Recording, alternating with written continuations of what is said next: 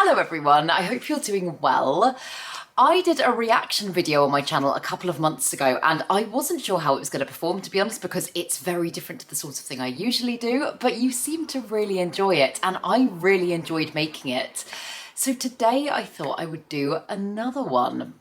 The one I did before, which I will link down below if you're interested to go back and watch, is me styling my plants, I think about 4 years ago. I'm gonna pop this bunny ears cactus just there. Is this a joke? What am I doing? What am I actually doing?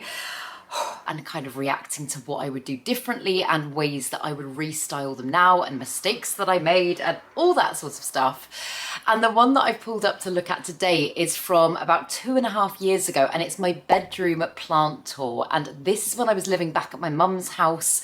Very, very different conditions to what I'm living in now.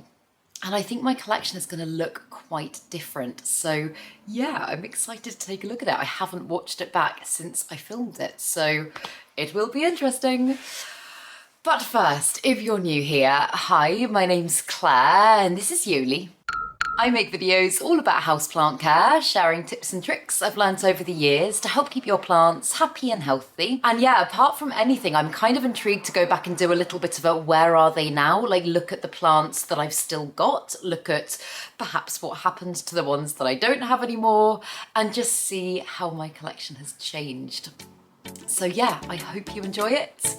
Let's get into it.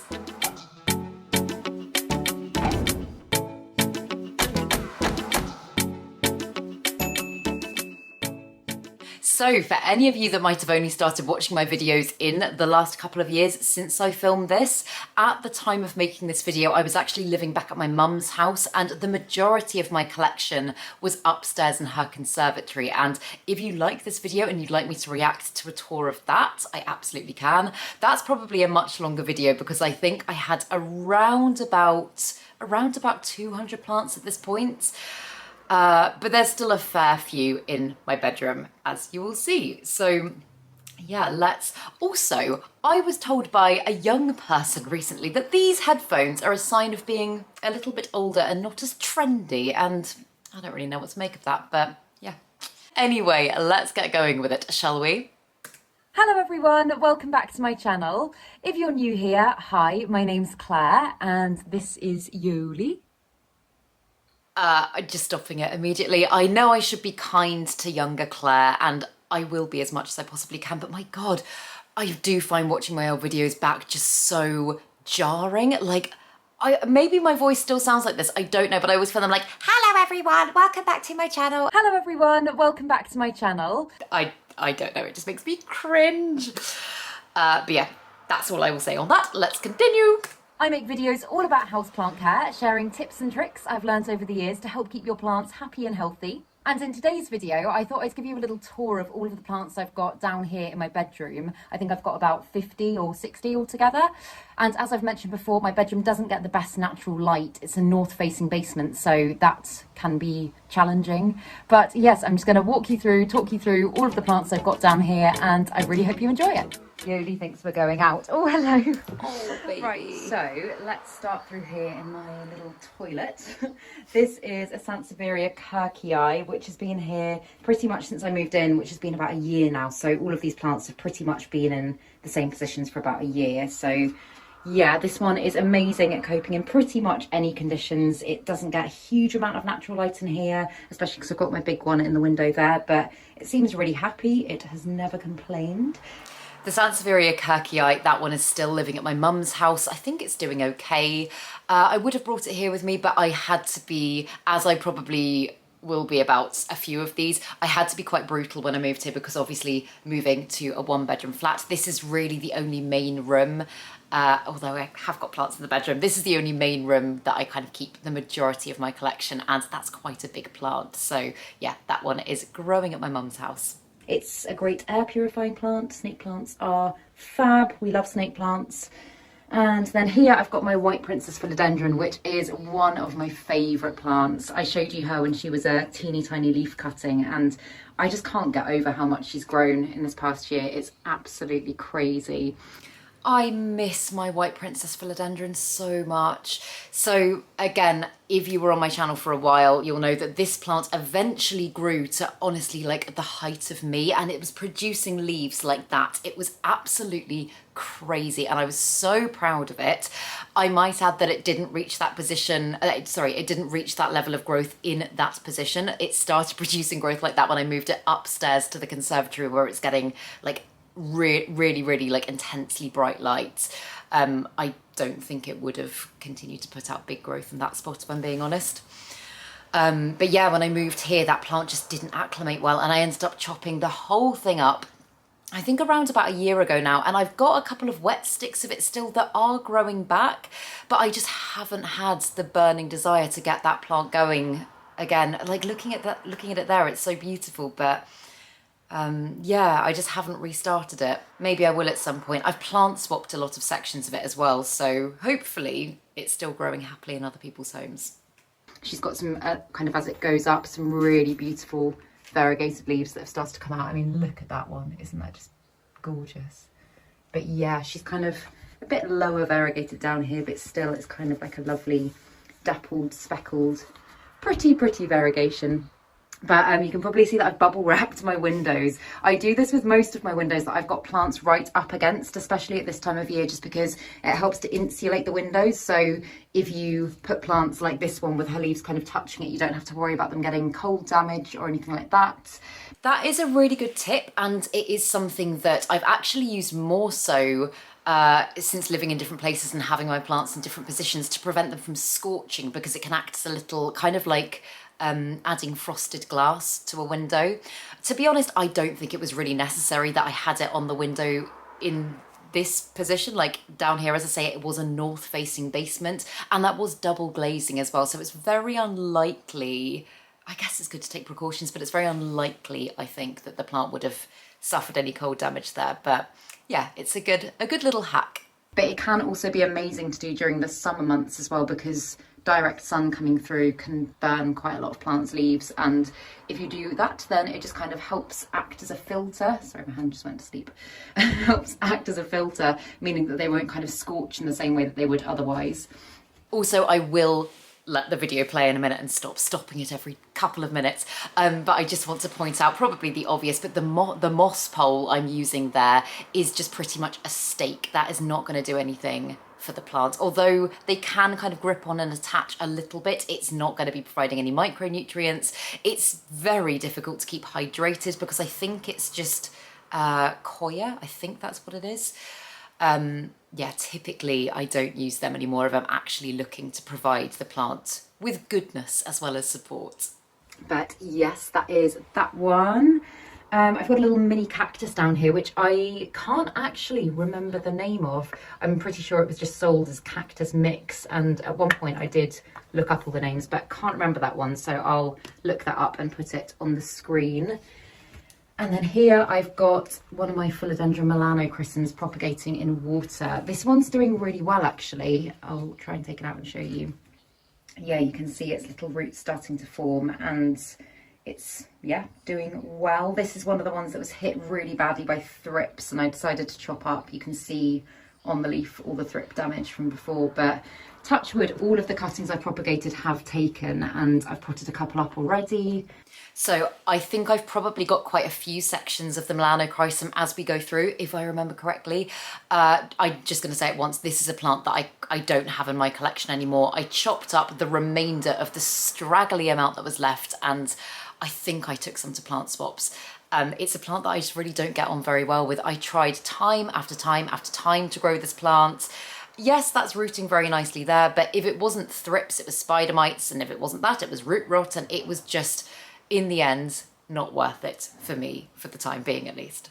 And they're doing well, so I'm really hoping I'll be able to get kind of my big full plant back how she was. But yes, that is all the plants in there. Not many, as I say, because it's not the best. But here, start at this end, I've got a lucky bamboo that I actually inherited from a friend, and it's in this jar. I can't get it out because the roots have kind of expanded, but it's in this jar thing, and as you can see, it is just full of algae. Like the amount of times I've emptied it out and all that sort of stuff and tried to change the water, every time it comes back. I know I should probably cover it up for a bit and try and let it die off, but the plant seems to be fairly healthy despite that. I've actually still got that lucky bamboo. I did need to chop it completely back in order to get it out of the pot, and yeah, that root system was gross. It's one that I've got, it's in my kitchen. It's fine. I don't love it. It's just, to be honest, just there to add a little bit of greenery to a dark corner. But it is one that is so resilient and can, like, it takes a lot to kill a lucky bamboo. And I know that I probably should do something about it, but that's just how it is at the moment. So yeah, it's got some new growth here, which is really, really pretty. I just love that green. It's just stunning. But yeah, so that's that one. And then here I've got my Rhaphidophora tetrasperma. This is one that the last time I showed it on my channel was teeny. It was like a tiny little cutting that came up to about there. And now I've given it a moss pole and it's climbing really beautifully. And it's actually huge. Like, I'm trying not to show you outside my window, but there you go. You can kind of see she's really, really big and lovely. I love how I'm saying that's really, really big. So actually you can see my Rhaphidophora tetrasperma quite well because I've moved my Monstera deliciosa outside to do a pest treatment. But this is her now, and I have actually chopped this plant back probably 5 or 6 times on a pretty major scale. As you can see, she's going all the way up there. But yeah, as I say, chopped that plant back a lot since filming this, and it grows like a weed once it gets going, and it's such a hardy plant. So yeah, it's very funny looking at it really in its infancy here and me talking about it as a big plant. Because yeah, if that's big, what's that? It's also known as Monstera minima, and you can see why, because it's got those lovely splits in the leaves. But yeah, I was really tempted to let this one trail instead of climb because I love them as hanging plants, but I think I might, when she gets a little bit bigger, maybe to the top of the moss pole, I might kind of chop her back a bit and propagate her. She's got a new little growth point there as well, I've just noticed. But yeah, that's that one. And this is a Crassula ovata jade plant, a lot smaller than my other one. I'll show you my other one as well that I've got down here, but you can see her leaves are absolutely tiny. Again, what you can do is you can pinch off the growth at the top here, and that will encourage them to branch out, like in the same way that this one's done here. So I might do that with her again to kind of make her a little bit more full, but yeah, she seems really happy there. Still got that plant. And then this one is an avocado tree that I propagated during lockdown. If you watched my avocado video that I made about how to do that, you'll have seen that in that video I basically just chopped this one. Like, I just chopped the top of it. I think I chopped it about there. And now she started to branch out as well. So that's a really good way of kind of making them a little bit fuller, bushier. But yeah, she's doing well. I actually don't have an avocado tree in my collection at the moment. Oh my God, the obsession definitely started in lockdown. I know a lot of people were going a bit crazy propagating avocados from the pit. I really did struggle to throw an avocado pit away at one point. I had about 12 going as plants. And I don't know, I think, and it's going to sound really bad, I think I just stopped caring for them. I know I left a couple at my mum's and they got very neglected, and I remember going around there only a couple of months after I'd moved in here and saying to her, do you know it's got thrips? And she was like, oh no, I had no idea. And I never saw that plant again, so I have a feeling they might have died. But seeing that one there and seeing how well it's doing kind of makes me want to try again. It's the perfect time of year to be doing it now, so maybe I will give that another go. As I said as well, I do usually bubble wrap the whole bit of my window here as well, just at the bottom where the plants touch it, but I took that off to clean the window and I haven't put it back on yet. So yeah, I need to put that back on, otherwise, especially plants like this will not be happy with their leaves touching the window when it's really, really cold. But yes, here I've showed you this one before. It is a variegated Monstera cutting that is definitely ready to be potted up. I've been threatening to do that for such a long time and I just haven't got around to it. But look at this gorgeous new little leaf it's got. It's just so pretty, and it's doing really well in water, but I can tell like there's a few spots here that kind of make me think that it's probably a little bit malnourished. That spot actually to me looks more like thrip damage. Might not be, but the brown, like the kind of light brown surrounding the dark spot makes me think that maybe there was something pesty going on. I honestly can't remember what happened to this cutting. I've got my big variegated monstera, and I've got several little plants in my collection. This might now make up one of those plants. I might have swapped the cutting, I might have sold the cutting. I honestly don't know, I can't remember. I haven't added any kind of like hydroponic fertiliser or anything, so it probably needs some nutrients. So yeah, I need to pot her up soon. I think I'm going to do a repot and chat in the next couple of weeks, so I will do that then. This one is a Rapsilus Bachyferia, I think that's right. I got this one from B&Q in the sales section, and it was looking really unhappy.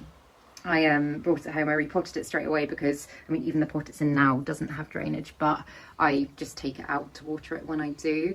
But it had been really seriously overwatered, and I ended up chopping loads of it back, propagating some bits, and the rest I think has bounced back pretty well, to be honest. I mean, it's a plant that I don't really do much to. Like, I have just put her in this window, water her every few weeks when the soil feels dry, and she's doing really well. So I do still have this plant. It's through in the bedroom at the moment, actually, and although it's doing okay, it is one that gets neglected a lot. It really does get neglected a lot, and looking at it here, although it's not as long as it is now, looking at it here, it looks so much fuller and healthier. So I feel like I need to give my mistletoe cactus a bit of a rehab. Yeah, I don't have a lot to say about this plant apart from I love it and I don't do a lot to her. Down here I've got a little Pothos Enjoy, which again was a cutting. I didn't have this plant before, and I got this one off Etsy when it was about that big. Well, you can't really see, when I had about 3 leaves, and this is growth from the last maybe 2 months. But yeah, it's doing really well. It's just giving me this new leaf here, which is so pretty. I've said it before, but the Pothos Enjoy is just the slowest plant in the world to grow. I've actually now got a big, lovely full plant of it, which I don't think this cutting ever actually made it to be potted up with that one. I gave up trying to grow it from cuttings in the end, and I was like, you know what, I'm just gonna get myself a full plant. And I don't always encourage doing that, because I think it is lovely to grow something from a little thing and not just buy big. This is one that I was just very impatient with.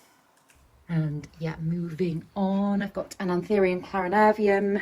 I've got quite a few of these just because I absolutely love them, and this leaf here is relatively new. It's only hardened up in the last kind of week, but it's just stunning. And down here as well.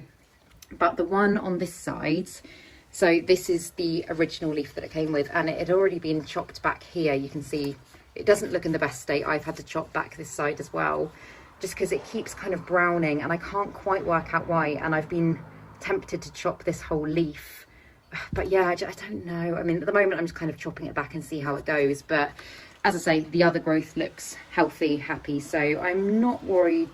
I'm not too worried. So I can't remember if I can't actually remember if that is the, so I still have an Anthurium clarinervium and it's in my cabinet at the moment. I can't remember if that's the same one, because as I say, I did have quite a few. I did have to get rid of a couple of, I've now only got one in my collection, but I did have to get rid of a couple when my collection started expanding, because I was like, if I want more plants, then I'm gonna have to get rid of some duplicates. But I know I say about the leaf that's browning on one side. Interestingly, that is on the same side as the Monstera albo that I said looked like it might have a bit of thrip damage. I'm sure I would have checked, but I'm just wondering if perhaps that is not a coincidence. I don't know. But yeah, it's just such a beautiful, beautiful plant, and it does move towards the light quite quickly. So this is one I rotate quite a lot. I did also have it over on my grow light shelf a little while ago, so I'll talk about that when I get to it. But that is that one. I've got another Philodendron Milano Kristen cutting here. This one I think I'm probably gonna pot up in sphagnum moss quite soon. Oh, can I get it out?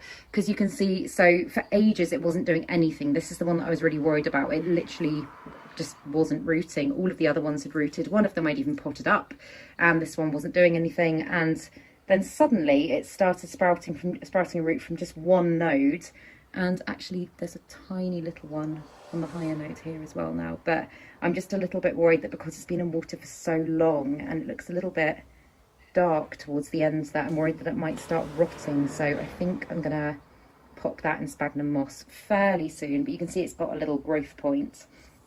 But yes, I'll pop that back in for now. This is my Monstera Adansonii. I have shown you multiple Monstera Adansonii before. I love this plant so much. This is one that was kind of in rehab for a while. It was also really badly affected by thrips. I had to trim off quite a lot of leaves. As you can see, there's this whole kind of stretch of bare vine, which doesn't look great at the moment, but it does have nodes, so I could technically take some wet stick cuttings and propagate it. But for now, I think what I'm probably going to do, haven't got around to doing it yet, is just kind of place them back in the soil, pin them in, water it and cover it with a bit of cling film or something, and hopefully that will start to produce really nice full growth again, because this is a plant that I propagated from literally nothing. Like, it was a teeny tiny baby cutting at one point. So yeah, considering what it's been through, it's doing all right. So I actually don't have a Monstera Adansonii in my collection anymore. It's one that I don't have a strong desire to get it again. I think it's a lovely plant, but I think a lot of the time it just was more hassle than it was worth. I think because it is a plant that can be quite susceptible to pests, when you've got a big collection and not a lot of space again, and you have to have your plants like crammed quite close together, it's one that, I don't know, it can just be a little bit of drama. So I think when me and Ross move and when we have got a little bit more room, it is one that I'd be interested to get again. But for now, I have no burning desire. And he showed you this one not too long ago. This is a Caladium lindenii. It's got another name as well, Zoratha or something. I can't remember exactly specifically what it's called, but again, I'll put the name in. And this is another one that I've been a little bit worried about. I mean, you can see here it's got some browning, and it came like this with the leaf half chopped off. And to be honest, since I've got it, which has probably been about 4 months now, it hasn't done anything at all. And I don't know if that's just because we're outside of growing season or I haven't got it in the right spot. It just hasn't really changed, and it doesn't look bad, it doesn't look unhealthy, but I just kind of feel like it should be doing more. Yeah, I struggled with that plant. It's one that I'd wanted for a really long time, and I remember getting that plant and just not nothing was happening, and it was just browning and it wasn't doing well, and I was like, my god, this is difficult. And I think this one died, but I didn't get another Caladium lindenii for at least a year and a half, and I did get a beautiful one about, oh god, my timings are all over the place, but I think I got it about a year ago, and I got it again. I got it as quite a big plant, and I actually very recently chopped that one completely back just because it had thrips, and I just wanted to kind of reset it. I was like, I can't be bothered to go through and pest treat the whole plant. The damage is bad. I completely chopped it back, and that was only a couple of months ago, and it is now regrowing. It's through in the bedroom, and I think it's got about 5 or 6 leaves that are about that big now. So yeah, it's growing really well. I'm growing it in semi-hydro, and I do find that the best way in my experience to grow the plants. But yeah, rest in peace to this one. But that could just be me. But yeah, I'm just gonna monitor that one. I sometimes switch it out to put under my grow lights as well. So I'm kind of just playing about with what works and what doesn't, trying not to move it about too much. But yeah, just trying to figure out what it likes. Here again, oh god, another mini cactus. I want to say potentially a blue Matillo, but I could be wrong about that. I didn't know this. I literally knew this a few weeks ago because I spoke about it in a video, but can't remember. So again, name will be in somewhere.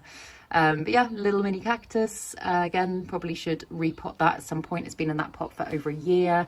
The mini cactuses that you can buy are really, really great because although they are so small, once you do pot them up and start giving them more light, they do grow quite quickly. Like, I've got one that's actually... No, it's not down here. Not down here. Upstairs, I've got one that I'll show you at some point that has basically turned into kind of a fully fledged big cactus, and I started that as a little mini one. Here I have got my Ficus elastica Tinicky, again doing well, but I need to just be careful because again she's up against the window and I need to put my bubble wrap back there. But she is just such a beautiful plant. It was another one that was hit with spider mites back in about 4 months ago, I think. So yeah, she's bounced back really well. It's just given me this beautiful new leaf. I just absolutely love the new leaves, and how they kind of harden up. But yeah, no, she is a gorgeous, gorgeous, gorgeous plant. Yeah, for some reason, Ficus elastica, in my experience, is really susceptible to spider mites, and it's not the kind of plant that you'd look at and necessarily think that it was susceptible to spider mites, because it's quite waxy and robust. Like, you wouldn't expect something like a Hoya to get spider mites. And that's, I mean, not the same, but like it's got a similar structure. But this one, I had this one until recently, and it was a bit of a weird situation actually, because I put it on Facebook Marketplace. Again, the plant just was never completely happy, and I didn't feel like I had the motivation to care for it. I put it on Facebook Marketplace, and I think I put it on for like £8 or something. Oh no, I put it on for £10. Someone said that they would come and collect it, and they arrived and they said, I've only got £8. And I said, well, I put it on for 10. And they said, would you be able to, and they basically talked me into giving them a £2 discount. I mean, it's £2, but I was like, oh, okay. And then they handed me a £10 note and expected change. So yeah, that plant went to a bit of a dishonest home. But hopefully it's still doing well. So yeah, that is that window ledge. And moving over here, I've got my peace lily, which I've showed you before. This is actually, if any of you watched my low light plants video the other day, this one is the same one that was in the video looking really, really wilted and unhappy. And I said that I needed to give her a water. They are just the best plants at telling you when they need a drink, because they'll literally go whoa and be really, really dramatic. And then you'll give them some water, and within half an hour that you can just almost watch it. I've seen people do time lapses of it because you can just see them come back up. So yeah, she is back to her normal self, looking pretty good. So the peace lily and the euphorbia, the one that looks like a cowboy cactus, that one next to it, so both of those are at my mum's house. The peace lily is doing really well. My mum's getting on so well with that plant. It's in the living room, it's constantly putting out blooms, it's really full. The euphorbia, I'm sad to say, honestly, when I go around that, I water it, but I don't think my mum has ever watered that plant. It looks skeletal. It does not look happy. I would take it off her, but again, I've got many a euphorbia in my collection and I don't have the space for it. And here I've got some golden pothos cuttings. I am constantly propagating this plant because it's getting so big and so long, and yeah, I'm just kind of, I don't know, starting millions of new plants, but also just having them there propagating, I think just looks quite nice. They're also amazing ones at coping in lower light conditions. So this spot here doesn't get any kind of direct light. The light outside is actually going now, but it, yeah, doesn't get any direct light, but she's really happy there. And this one here, so again, this is another one that I spoke about in my low light plants video. This is a Euphorbia aquarensis, and these are technically highlight plants, to be completely honest. They're highlight plants. They do best in either bright and direct light or very low levels of sunlight. But this one has been down here for, over a year, just over a year, yeah.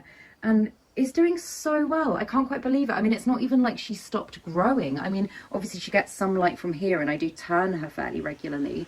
But I mean, none of these little bits were here when I first brought her down here. So it just kind of proves, although they're not perhaps like the ones you might think of being low light plants, they can absolutely kind of adapt and cope. I think this goes back to the whole surviving versus thriving thing. I know I said that one put out quite a lot of new growth down there. I'm actually very surprised about that. This is a type of euphorbia that, yes, can survive for very long periods of time without adequate light. And yeah, that one did live happily downstairs in my basement bedroom for quite a long period of time. However, like the growth it's given me, I don't know if maybe it put out that growth having had an energy boost from a lot of light as I just brought it down there. I don't know. All I can say is I don't think it grew much more in that position and hasn't grown much more since, because my mum hasn't given it the best care.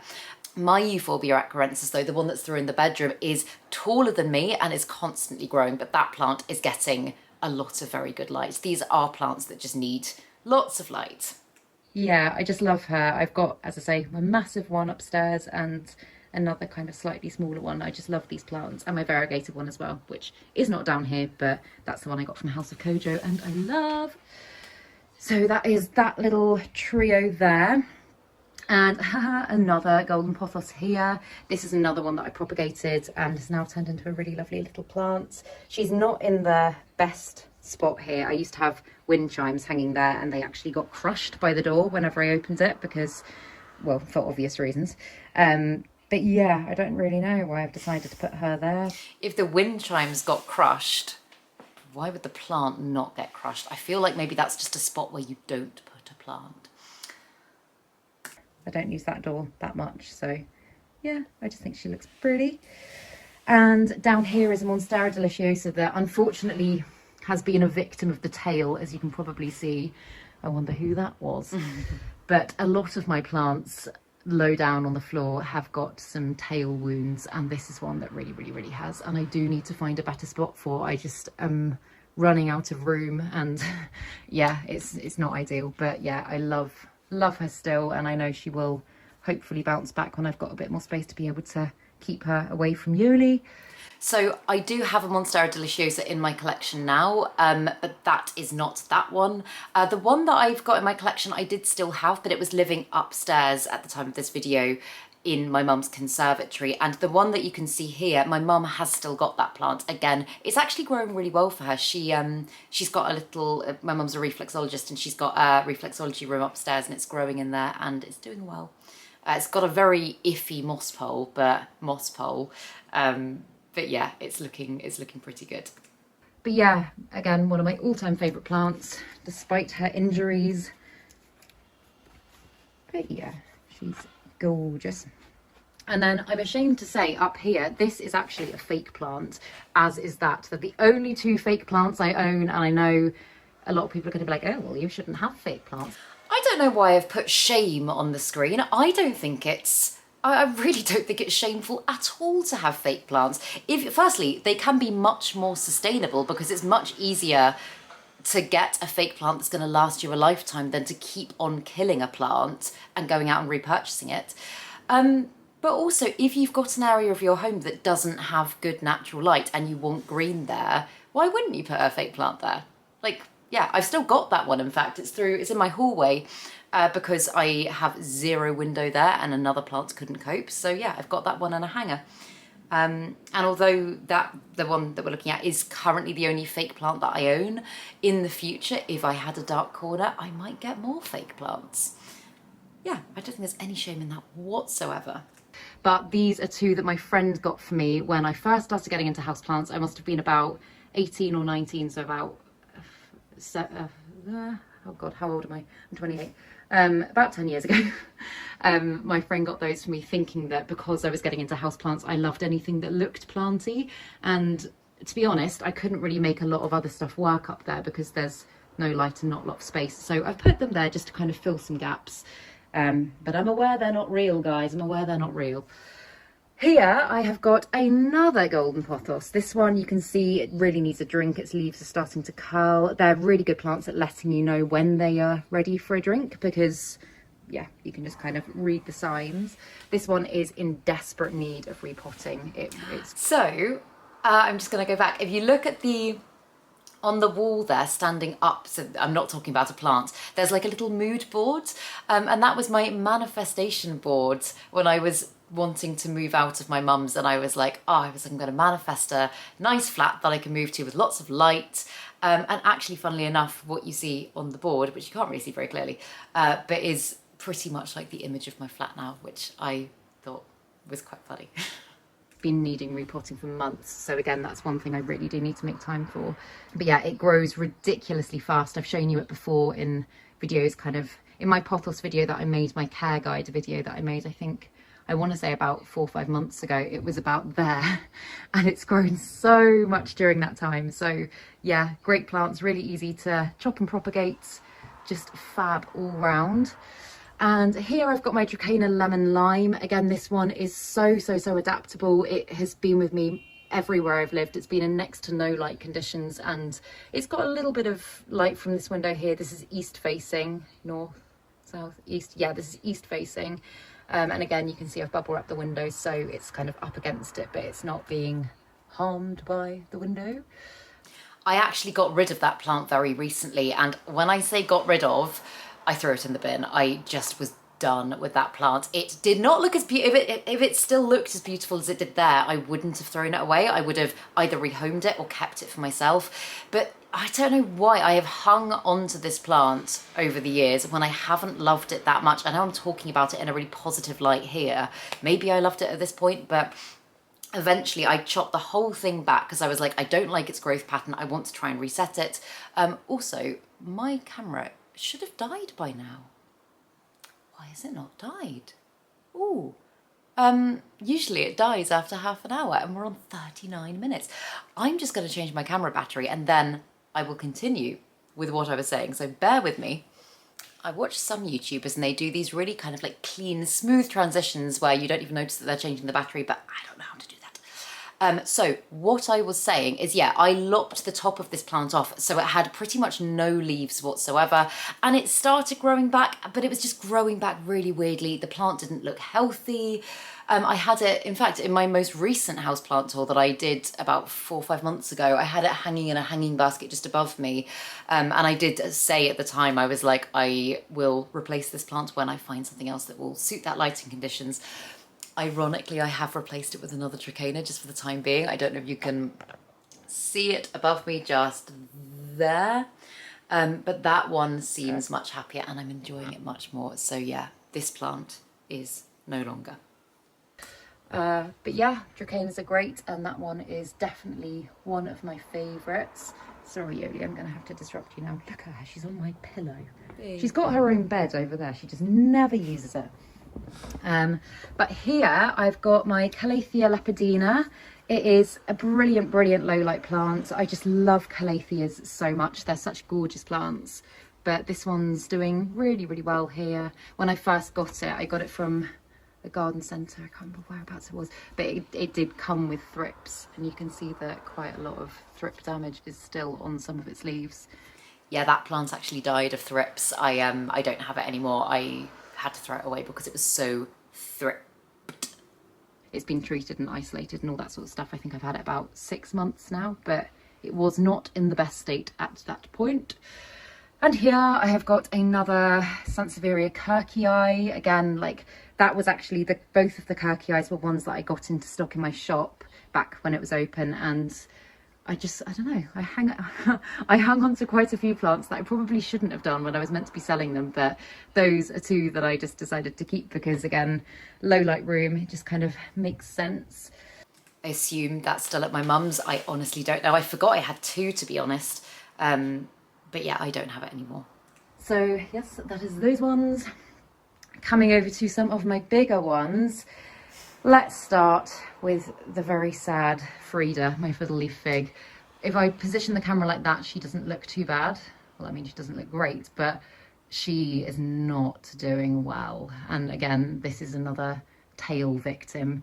The amount of leaves that have been whacked off by Yoli's tail, I need to move her. This is one that I actually really do desperately need to move because she's getting whacked to pieces. She's such a beautiful plant, and to be honest, she should be in brighter light conditions anyway, but you can see like all around here she's got tears and rips, and it's so sad because before I moved here she was in such gorgeous, perfect condition, and she's being slowly murdered, which is a very sad thing. But this is her at the moment. She's coping. I'm not going to say she's doing well, but she's coping.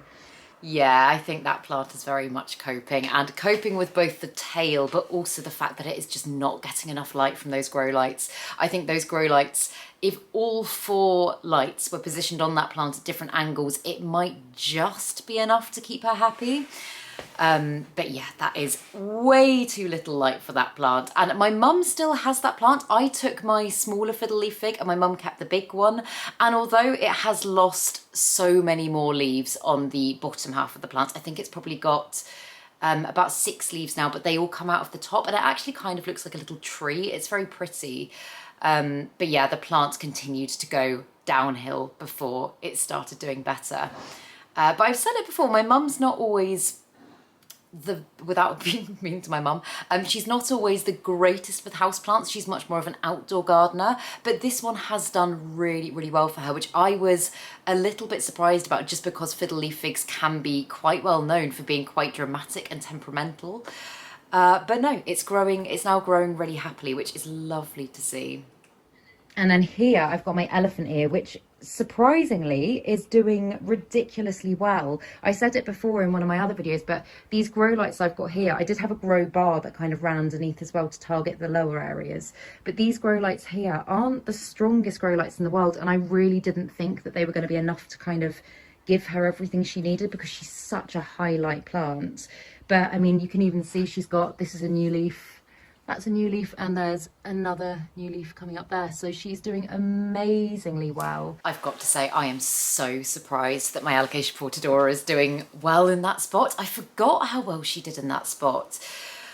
I mean, if you watch my channel, you will know I still have this plant, but you'll know the struggles I've had with this plant. And similarly to what I said about the Monstera adansonii earlier in this video, I think if you've got a big collection and plants that have to touch, have to kind of come into a lot of contact, this one is an absolute magnet for pests. It has had every single pest I can possibly think of.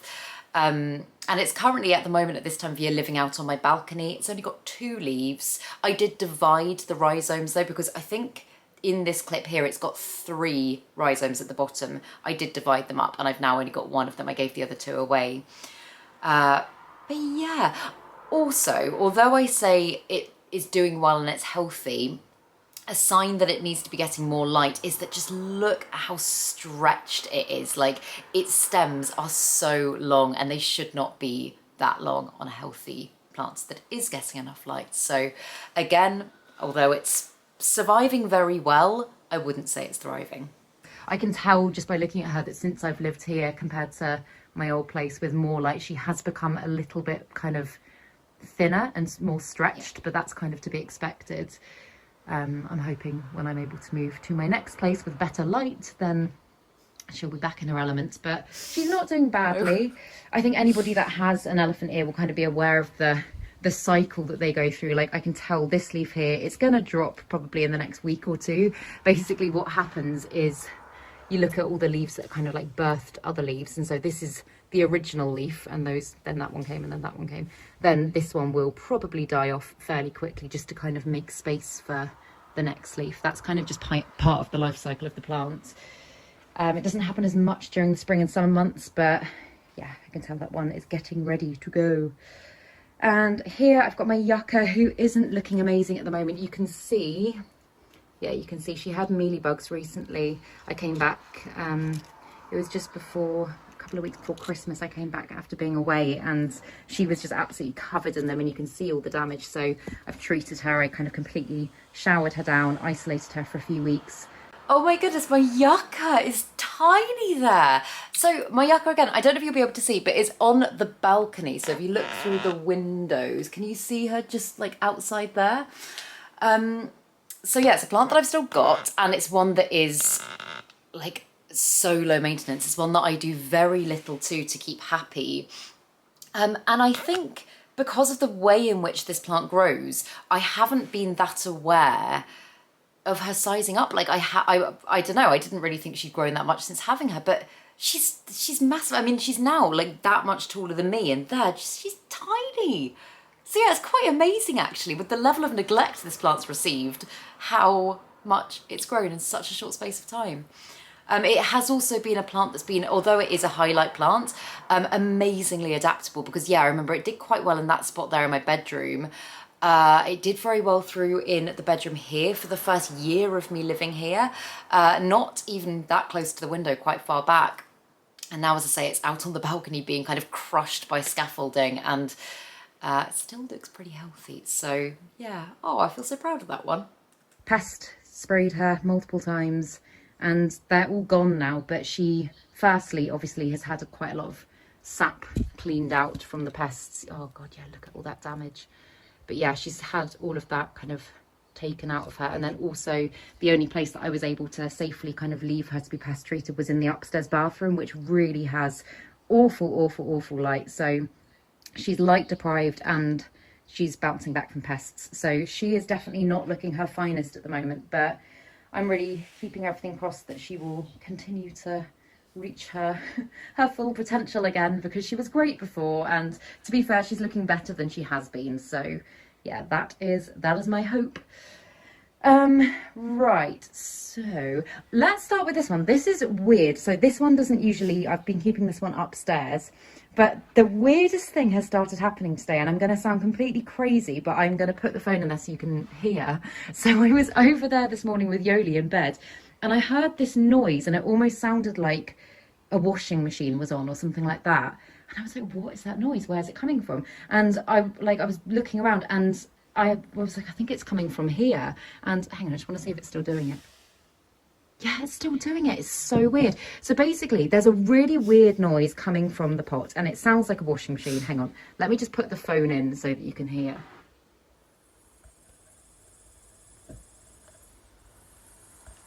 Can you hear that? I just don't understand.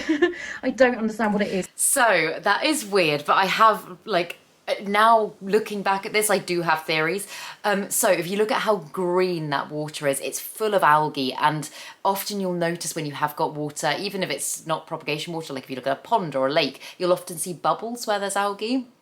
And I think that probably it was just a bit of I wish I could describe this better in like more scientific terms, but probably just some sort of chemical reaction going on, and carbon dioxide maybe rising.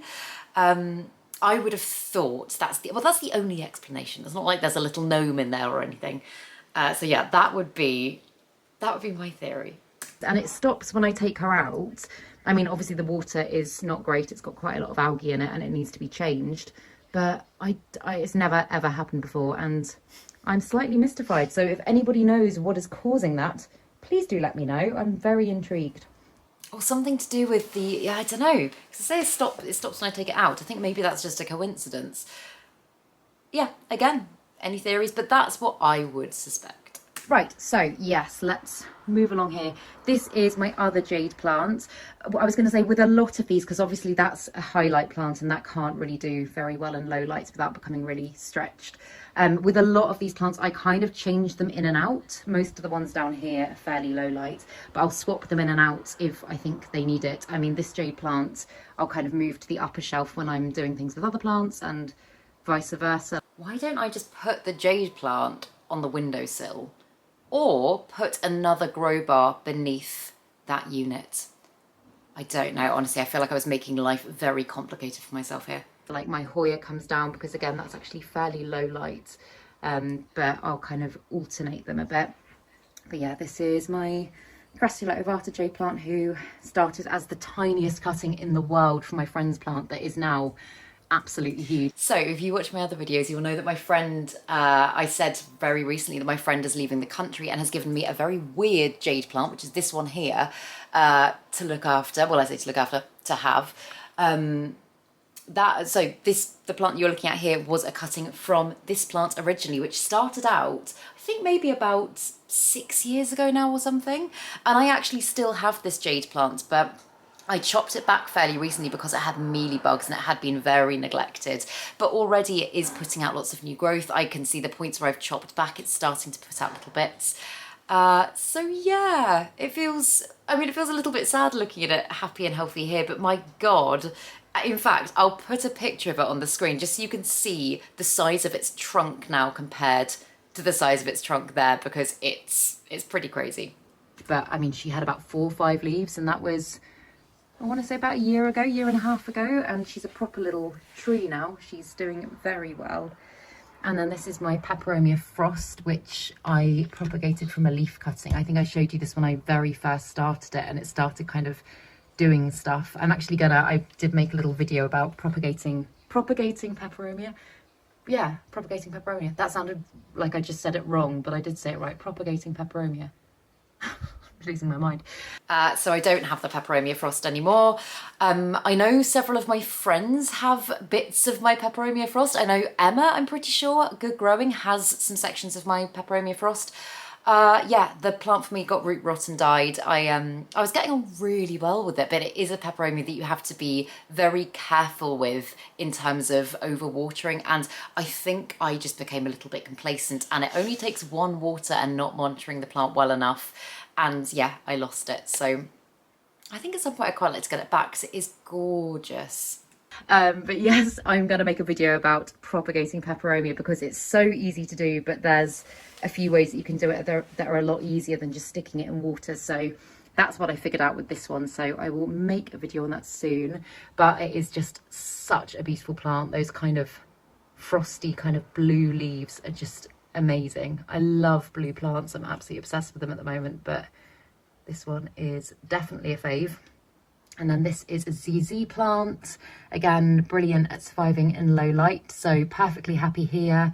This is one that, I mean, you could put pretty much anywhere and it won't complain too much. I mean, I used to have a massive ZZ that I chopped up and propagated and put in my shop, but it was, oh my god, it lived everywhere with me. It was with me for years in kind of my dark dingy flat in the basement, like everywhere.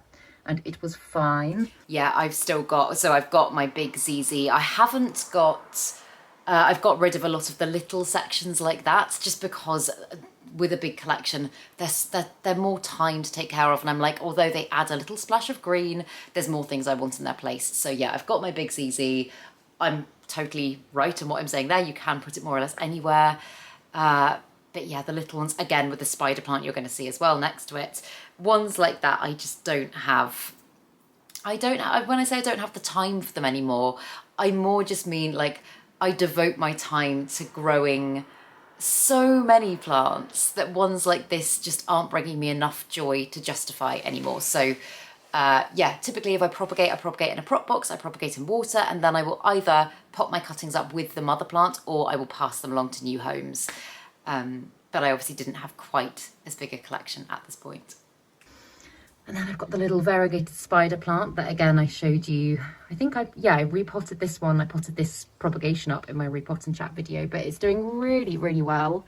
It's starting to look like an actual little plant now instead of just a little straggly thing. So yeah, I absolutely love it. And I'm hoping that in a few months' time, it will be ready to move up another pot size, and then it will kind of properly start filling out, and I'll be able to potentially propagate it again from little babies at some point this year. You never know.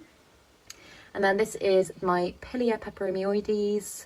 Again, really gorgeous plant. This one I was gifted by a lovely company called Saturn's that I've spoken about before, but this is actually a plant that I hadn't had before, and I don't know why, because obviously Pilias are so kind of popular. They're not expensive plants, but I absolutely love it. It's got a little bit of damage to some of the leaves, but it came like that, and I'm not too worried. It's definitely not got pests or anything, but you can see it's got quite a lot of new growth coming up here, which I'm happy about. But yeah, I'm gonna propagate this at some point, because I say I haven't had one before this. I actually have. That's a complete lie. I think I might have sold it. I don't know why I'd have done that, but I have propagated them before, and they're really easy to propagate. So although I don't have that exact Pilia in my collection anymore, I've got a plant which is actually ironically bigger than that one now, which was a pup from that plant. Because obviously you can propagate Pilia from stem cuttings. You can like take the leaves and put them in water, or you can propagate them from the little pups they put up in the soil. And this one, I'm pretty sure I'm right in saying I still had this exact plant until I moved in here, which was a year and a half, 2 years ago now.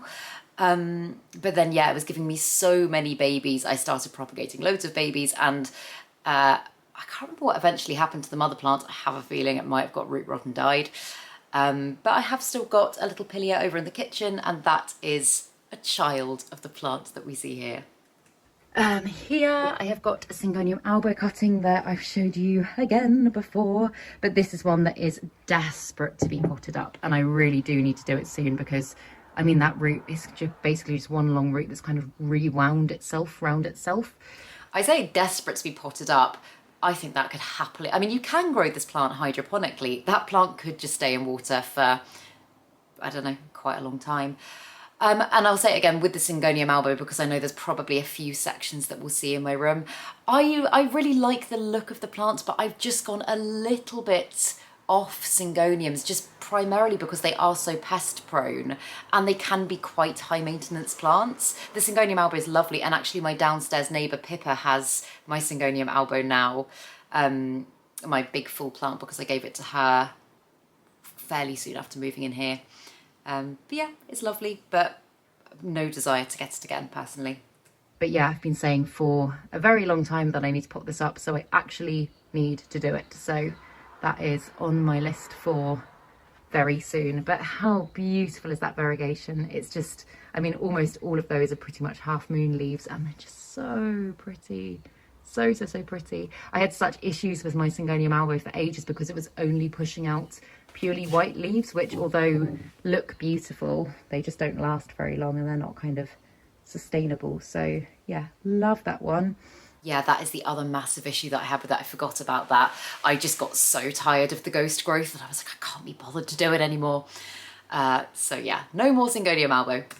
And my Brentianum, again, doesn't usually live here. It usually lives on the shelf. That's why I brought this one down to show you. This one doesn't usually live down here either. I swapped this one out just to show you this one, because that one's not doing well. But my Brentianum is doing well. I am really, really pleased with how she's doing. She's just such a beautiful plant. This here I show, oh no, I'm not going to move that because it's going to fall over. I showed you this teeny tiny leaf here, and there was actually another one coming up from it, and it got completely stuck as it was trying to unfurl. Like, you know how sometimes they can kind of get stuck in the stems? That's what happened with this one, and there wasn't really much I could do about it. So yeah, that is a very common problem with this type of plant, with a lot of philodendrons, especially if they're quite juvenile philodendrons. And the two main things in my experience that can stop this from happening are increasing the light and increasing the humidity. And although my basement room did have pretty good humidity because it was just quite a damp space, that's not getting enough light. It's just not getting enough light. And looking at the Brentianum there, it's a really beautiful philodendron, but it's one that I just kind of went off a little bit. And I did still have it when I moved here, but I chopped it up and I took cuttings of it to plant swaps because, I don't know, it just wasn't doing it for me anymore. Like, I tried very gently with kind of a damp cotton bud to kind of ease it out, and it snapped at the stem, which is that bit that you can see there. So there was no saving that, unfortunately. But it is now producing another little growth point. So I'm hoping that she will continue to look lovely. So over to this. I'm aware that I'm showing you a lot of plants with problems. I kind of usually don't, but I thought, hey, why not? So this is a little Philodendron verrucosum. It was a cutting that I got when it was only one leaf, and it's doing okay. Like, I'm not going to say it's doing badly. Again, I got it when the weather was absolutely freezing and it arrived with really bad cold damage. And then about 3 weeks after I got it, I also noticed it had spider mites. So I don't know if it had come with them or if there had been eggs there or something that I hadn't noticed. But luckily I hadn't put it back in with my other plants yet. But you can see there's some damage from spider mites still there. I've said it before as well. The verrucosum, the pure verrucosum, is a type of philodendron, again, that I have struggled with so much over the years. I know some people just have the knack for it and they're absolutely amazing with it. But I find it such a pest-prone plant. I find it really difficult to grow. I've kind of, similar to the Melanochrysum, kind of vowed for the time being not to take on that challenge again, especially when I've got a collection of things that have to touch. I'm trying to grow a couple of hybrids at the moment. I've got the Philodendron Splendid, which I love, which is a Melanochrysum and verrucosum hybrid. I find that much easier than their pure forms. And I've also recently, as one of my imported plants, got a Philodendron Majestic as well, which is a Soderoy cross verrucosum, which I'm also very excited about. But yeah, pure verrucosum, not for me. And obviously, like here, it's kind of browning a bit, and I think that could be cold damage, but I don't know. I've got a big verrucosum upstairs, so I like to think it's nothing that I'm kind of doing wrong, but maybe, I don't know, I'm just kind of going to monitor her. I'm going to chop back those brown areas and hopefully she'll continue to bounce back. Obviously there's a new growth point there, so that is good. She needs a water actually. So this right here is the problem child. This is my Anthurium warocqueanum, which was the plant that I wanted for such a long time. And as you can tell, I mean, these bits here, these kind of, those bits, they were already there. But I showed you her when I first got her in my repot and chat video, which I think was probably about a month and a half, 2 months ago now. And I don't know, like you can just tell her vibrancy is just going. It's like she's dying, and these bits down here are kind of developing brown bits around the edges and kind of crisping down here. And I've never had this plant before, so I'm just a little bit tentative about what I do to try and kind of revive her. So yeah, I have spoken about this Anthurium morocquianum before. This, as I say, was the first one that I ever got. It is a plant that I have just not had much luck with, but this is one that I feel like I can pretty confidently say was not down to me. Pretty confidently say. I basically got it very cheaply from a seller that had a complete mix of fantastic and then awful reviews on Etsy. And I know now, like from having bad experiences buying from independent sellers, not all independent sellers, obviously there are some fantastic ones, but listen to if there's enough bad reviews, do listen to them. Don't just think, oh, well, there's some great ones as well, because obviously they could have written the great ones themselves. And yeah, this one arrived looking okay, but I could see a lot of the bottom of the leaf had already been chopped away, like as if it had been browning. And it just started going downhill very, very quickly. It had the tiniest root system that again looked like it had been chopped. But at this point, I hadn't had enough bad experiences to kind of recognize some of these signs. So I didn't use the seller again, but I don't think I even got in contact with the seller, which I should have done. But yeah, needless to say, this plant is no more. I've tried countless other times with the Anthurium morocquianum after this. It's a plant that I just don't get on very well with, to be honest. But yeah, this one very sadly died. I treated her for root rot when I first got her because her roots were not in a good state. So obviously that doesn't help. And she's quite a sensitive plant anyway. So yeah, I don't know. I'm really trying with this one, but I'm also just kind of trying to let her have her space, if that makes sense, because I don't want to overwhelm her because she seems very sensitive. So yeah, I'm going to take her back upstairs very gently shortly and we'll keep you posted. Fingers crossed she will be fine. But then moving on, I've got my Syngonium albo, which has actually produced a completely green leaf here, which, to be honest, I'm not that unhappy about. With a lot of variegated plants, if they lost their variegation, I'd be pretty sad. But with this one, this is the one that was pushing out purely white leaves for a while. And I'm quite happy that it's kind of stabilising a bit. I think I'm actually going to pot these cuttings back into the same pot to kind of make her a bit fuller. And then hopefully I'll have a really nice balance of green and white, because yeah, you can see she's just absolutely stunning. There's a really pretty leaf, that one there. I just love that leaf, it's so gorgeous. But yeah, she moves about a bit. I had her in my hanger over there for a while and then I swapped her out. But yeah, gorgeous plant, absolutely love her. And here I have another Anthurium clarinavium. Oh, I missed one. Aha. So this one is a Macodas petola, and this is not the one that I've showed you before. I have a very sad story about the one I showed you before, the one that I got on my House of Kojo order, who was doing so well and I was literally in love with, and I feel so bad about. I, without thinking, put her on the edge of the shelf like this, like not completely on, and she fell and her stem snapped right at the bottom, but not completely. And I was reading up on how to propagate them and everything, and I did literally all I could, but I'm sad to say she did not make it. So it's really funny. Well, I mean, it's not really funny, it's actually really sad.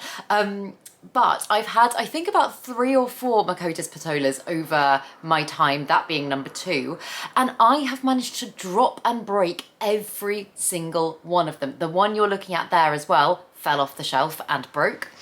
I love jewel orchids, but I think they are mostly or mainly suited to terrarium conditions, and in my case, like, not just because they like it, but because I think they needed a little bit of shielding, because I clearly am not that careful with them. So I haven't got a Macodas petola in my collection, but I've got another jewel orchid, a Ladybird, that I cannot remember the exact species name of. But that one I'm saving for when I make a lovely terrarium. Me and Ross are wanting to do some terrarium making soon. So yeah, I might get that one again, but for a terrarium environment. Otherwise, I don't think I could be trusted. I was absolutely heartbroken. It was one of my favourite plants, and I was so happy kind of watching her grow because she was so small when I first got her. But anyway, this is her replacement, and she is... Oh, hang on. It's just a bit of soil. I thought I saw a thrip then. Yeah, she is a really beautiful plant. I Love her. I don't love her as much yet because I haven't nurtured her from a baby, but she's beautiful. The seller I got her from on Etsy was great, packaged her really well. She is very pretty. She's not the same as my other one, but I'm sure in time I will get over it. So yeah, that's that one. This is another Anthurium clarinervium.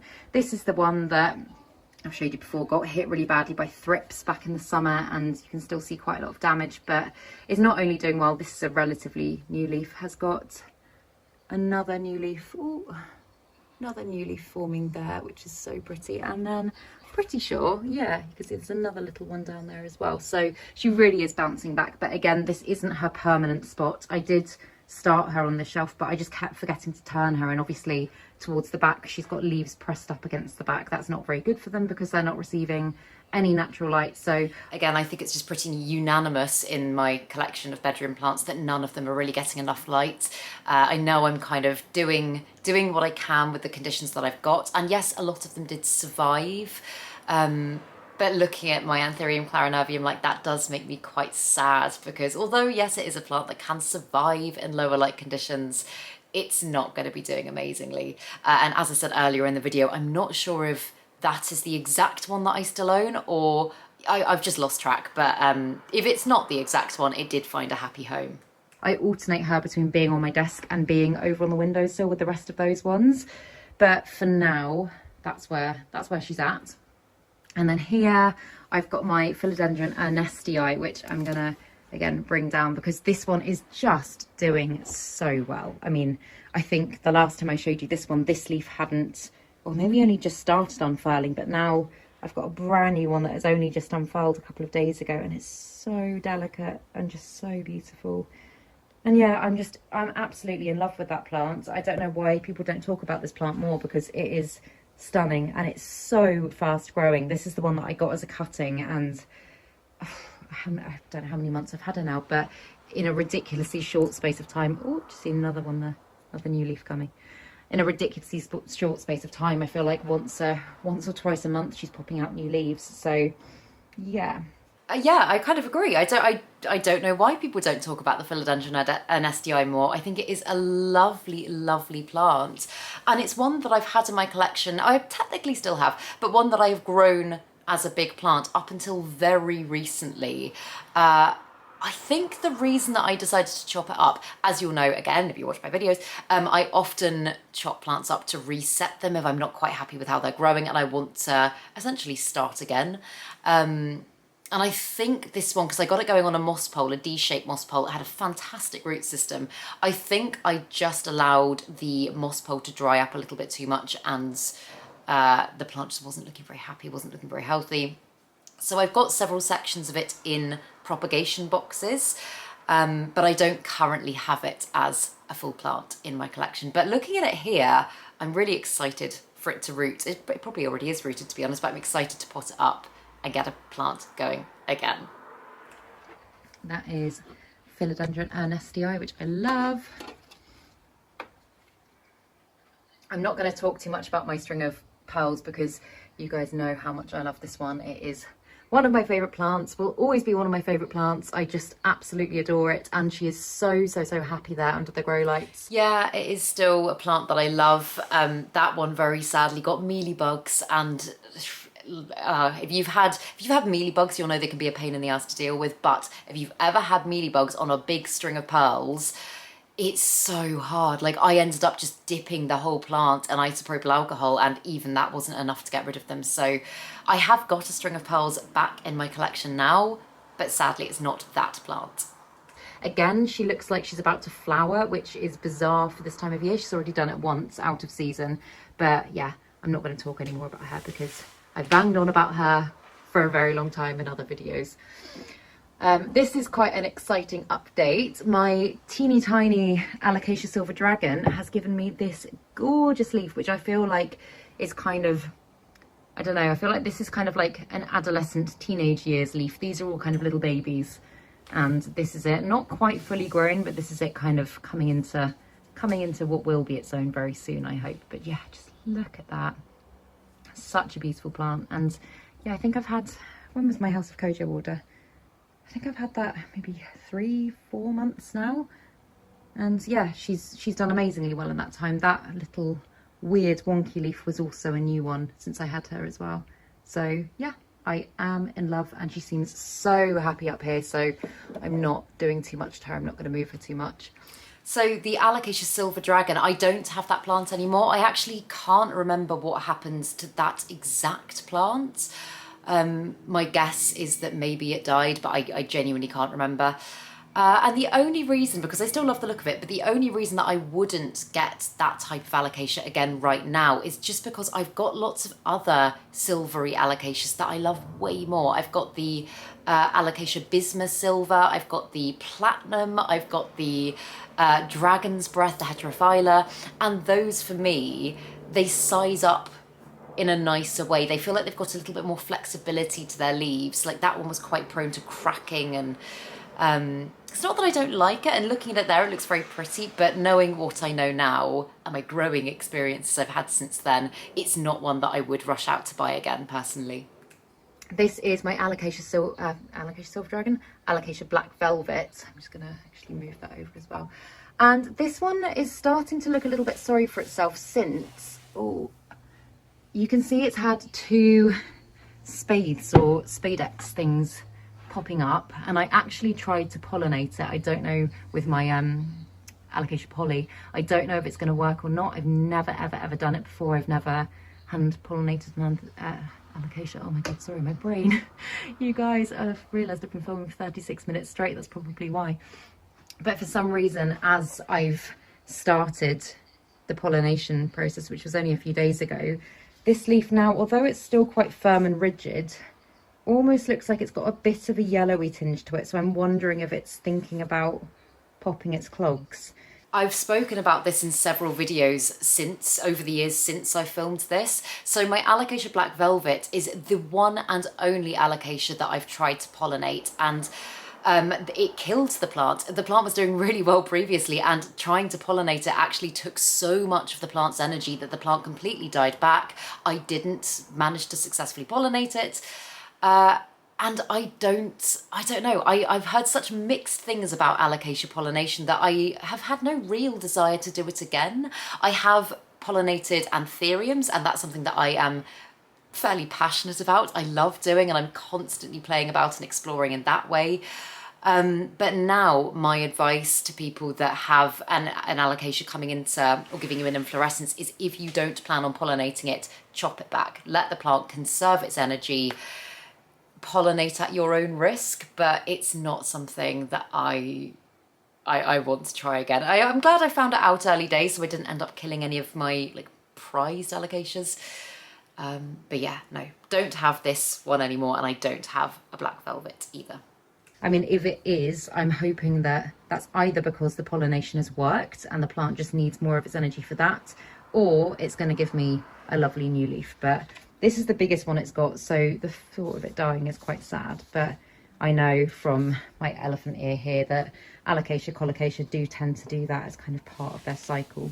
But yeah, I'll definitely keep you updated with the pollination stuff, because as I say, I couldn't find much information about it online anywhere, so I kind of took a little bit of a stab in the dark, because as I've mentioned, I've got quite interested in pollinating Anthuriums. I kind of mimicked what I would do for example, my Clarinervium with my black velvet, and I don't know if that's going to have worked, but we will find out. Here I've got my variegated string of pearls that have been rooting in water for quite a while now and are definitely ready to be potted up. Look at those roots, they're doing so well. As with normal string of pearls, you don't actually have to propagate them in water first, but I just always like to just kind of make sure the roots are established and that I'm not going to lose any, especially because, oh, look at that bit right there, it's just all white. Yeah, it's just such a beautiful, beautiful plant. So yeah, I will need to pot that up soon as well. I've got lots on my repotting list. Need to get a day in soon. And then here, this is another one that I'll take down. I'm not going to touch my, oh my god, my Hoya crinkleates, just because it's very wobbly there. I'm actually going to clear a bit of space and take these down as well. It's very wobbly there, and it did fall off the shelf a couple of weeks ago, and I had soil everywhere. And luckily, the plant itself was absolutely fine, but I think I'm not going to move her again for a little while. But this is, I've showed you before, but my Anthurium veitchii. The last time I showed you this plant, it had the little baby leaf that was kind of hardening off, and now obviously it's more or less fully grown. It's reached its kind of full stage of kind of colour change, because it was really kind of pinky purpley when I showed you it before. And also already, and I'm so surprised because Anthuriums are usually quite slow growing plants, already it's got another little growth point here. So I am very, very, very excited about that. That is the healthiest Anthurium veitchii I have ever managed to grow. The Anthurium veitchii is still one of my, like, a plant that I wouldn't say one of my favourite plants, but it's a plant that I absolutely adore. And this one, shortly after filming this, actually very sadly got root rot, and I didn't catch it soon enough, and I did lose the plant. I was gutted because it was doing so well for me. And then if you watched my Aroids, I want to say Aroid Market unboxing, my import, I got the most insane veitchii you've probably ever seen in your life. It had leaves like that. And partly due to acclimation and partly I think due to my negligence, I didn't check the base of the plant as thoroughly as I should or could have done. I very sadly lost that one, and my God, was that a sad day. That was like all the emotions. I went from being completely overwhelmed that I was handling this beast of a plant that I never thought I would even get close to having to throw it all away. So yeah, that's happened more recently with more experience under my belt. So it can just happen sometimes. But yeah, this was such a lovely one. And I have got a veitchii actually. Doesn't feel like I've got it in my collection because it's living in a plastic bag at the moment. But I have got a veitchii with leaves about that big right now. So hopefully we'll be growing it healthily again soon. But for the time being, it's just not a lot. And what I am so hoping for is that this plant at some point will produce a spathe, and I'll be able to cross-pollinate it with my Clarinervium, for example. Not sure that's that possible. would be an absolute dream, because I would love to create some amazing little hybrid plants. And as I say, if I do, I will document the whole thing, and I will let you guys know how it goes and how to do it and all of that stuff. But yes, next, what's next? So yeah, Hoya crinklate, great plant. Not going to touch it, not going to risk it falling. It's actually got a piece of paper, yeah, you can see, a piece of paper wedged there, kind of keeping it more pushed back. So I've actually just grabbed a little section from that plant, so I have still got it and it is still doing well. Oh no, I thought that was a mealybug, it's just a little bit of the stem. The reason it's not a huge full plant anymore is because it did have mealybugs and I treated it, and I ended up completely chopping the plant up just to try and conserve some healthy growth. And so yeah, I'm left with lots of little cuttings of it now, which could absolutely be potted up. These are definitely ready to be potted up, but I'm just keeping them like this for the time being. Also, if that one keeps falling off the shelf, I don't know why I don't either move it or put it in a heavier pot, because it's just in a plastic pot there. Silly Claire. So that if it does kind of have any movement, then at least it will stay there. Right, so that is that shelf. I am about to show you a plant that I've showed you before, and it has always been a favourite of mine and is potentially the biggest tail hit plant in the room. It is my, I'll pull it out a bit, Anthurium jungle bush. I have shown you this plant so many times before at my old place and when I first moved here before it was down here, and oh, I should have known really. I mean, basically Yoli, she will sit by this door when I'm out. She'll sit here and her tail will go, and she'll, as you can see from the wall, she'll jump up and she'll scratch and she'll bark. Not that I leave her by herself for ages, but like even if I'm out the room for like half an hour, she's like, where are you? You've left me.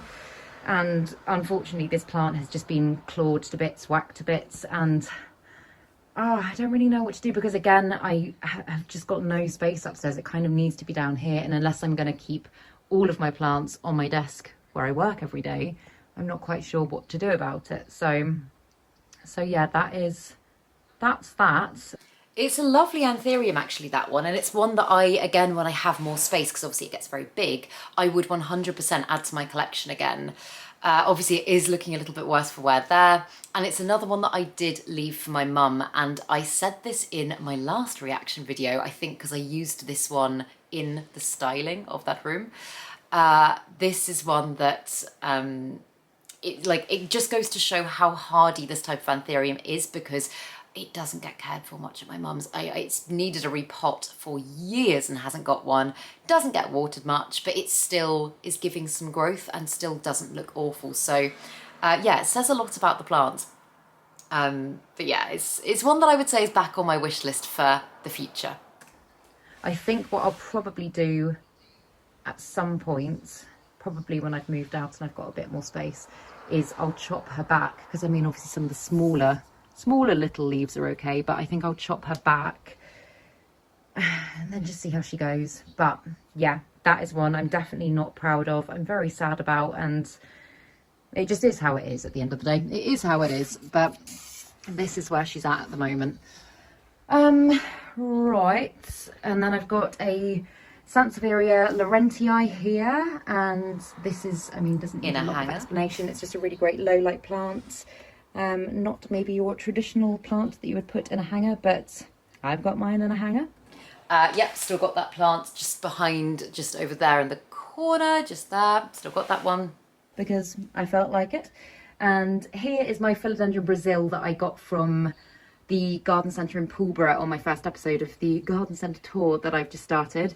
If you haven't watched it already and you enjoy houseplant tours, make sure to follow that series, because me and Yoli, oh, I can talk to you in the mirror, me and Yoli are going to be going all around the UK, basically visiting different garden centres, houseplant shops, all that sort of stuff, and giving you little mini tours. So if that's the sort of thing you like, make sure to follow along. Yeah, I've still got that plant. It is in fact hanging just above me there. And it has again been chopped back many times because it grows pretty quickly. And also, just to give myself a little plug, I am still absolutely doing my Houseplant Tour UK. I did an episode the time of filming this last week, so probably a couple of weeks ago for you guys. And yeah, I love it. It's so fun. But yeah, also love that plant. But yes, this is my Philodendron Brazil. As you can see, I did repot it. I was a little bit worried because obviously the pot that it was in didn't have very good drainage, and I wasn't sure whether or not it was kind of collecting around the roots and whether or not the roots were going to be in a good state.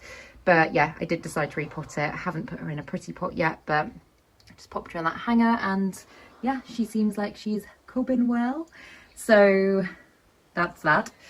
Also, I'm not in my pyjamas. They look like pyjamas. They're just actually funky, kind of very chilled trousers, but that's what I'm wearing today, guys. What happened to those trousers? I loved those trousers.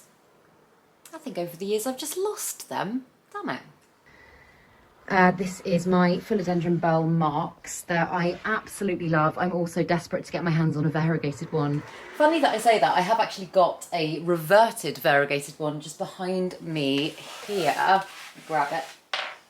So yeah, this one obviously was variegated, and I've just let it kind of do its thing and turn into a non-variegated one because I'm not actually that fussed about the variegation. Maybe at some point I'll chop it back and conserve some of that, but yeah, for the time being, it's not my top priority.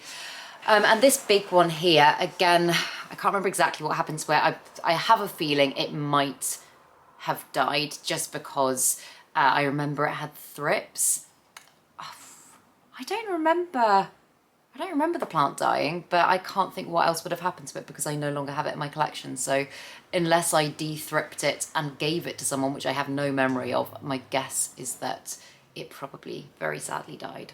I said that recently as well, but it's just the most beautiful plant, so easy to care for. Like, I would say probably the easiest philodendron I own. It's popped out loads of new growth in the time that I've had it, but I mean, I don't really have, I don't have a watering schedule for any of my plants, but I don't really have a kind of anything I stick to with this plant. I think I've watered it once every 2-3 weeks maybe, and yeah, she's just been here. She's been perfectly happy. Again, when I went away, I popped her under the grow lights kind of on the table so she had a little bit more light because I couldn't monitor her in the same way, but I turn her every kind of week or whenever I remember. But look at that lovely new leaf, isn't that pretty? But yeah, and then I think the final one is my I haven't got anything in there, that's just a storage cupboard. But is my big Laurentii snake plant, which yes, I've shown you before, I'm saying that a lot, but it is such a great plant. This one, although it has been hit by the tail, hence the fact that I'm propagating bits of it, it has been hit by the tail, it is a lot more hardy. Like, it's a very robust plants that, yeah, just is great. Also so adaptable to pretty much every environment. So down here it works really well there, even though that's not kind of a direct light spot by any means. But yeah, I think that's pretty much all of them. Oh, look at her. Oh, my baby. Hello, baby. Oh, hello, hello. Oh, look at that belly. Look at that belly. I really hope you enjoyed that little bedroom plant tour. So yeah, I was going to say the last Sansevieria Laurentii I've still got, but not in its state that you saw it in there. I've got cuttings of it, and again, cuttings dotted left, right and centre. If I potted them up, I would probably have close to the similar size plants still. But yeah, that was so interesting to look at how my collection, obviously, as I say, that wasn't my full collection, that was just my bedroom plants, but to look at what's changed and to look at plants that I've lost as well, because you sometimes, I don't know, I like to think I don't kill plants very often, but when you look back a good few years, there were several there that I didn't manage to keep, and also several that I've seen, like for example the one that's behind me there, the Calathea lepidina, such a beautiful Calathea, and one that I absolutely would try again with now. So yeah, I found that really enjoyable, and I really hope that you guys did too. If you want to see, it would be a very long video, but if you want to see a look back on the conservatory plant tour, then let me know down below, because that's where at this point in time I kept the majority of my plants. I'd be interested to look at it, to be honest, just to see what's changed. But yeah, I really hope you enjoyed this video. I had a lot of fun making it. If you did enjoy it, please make sure to give it a thumbs up, subscribe to my channel, have a lovely day, and I will see you in the next video.